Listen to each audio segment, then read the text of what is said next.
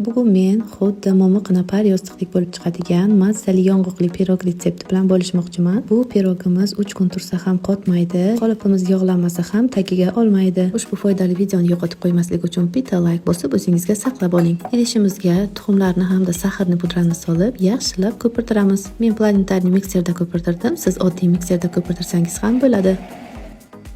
Ko'pirib olgan masamiz ustiga xona haroratida turgan saryog'imizni solib, yana bir marta aralashtiramiz. Iliq sutga chayin sodani solib aralashtirib, ustidan unni solib adnorodni massa holiga keltiramiz. Yosh qizlarimiz menga ko'p murojaat qilishadi. Negadir pirogimni ichi siznikidek g'ovak bo'lmaydi deb aytishadi.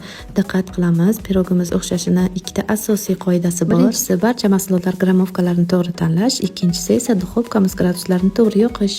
Yanada mazali bo'lishi uchun esa yong'oqlarni ayamay solamiz. Berilgan ma'lumotlar foydali bo'lgan bo'lsa, albatta menga obuna bo'ling.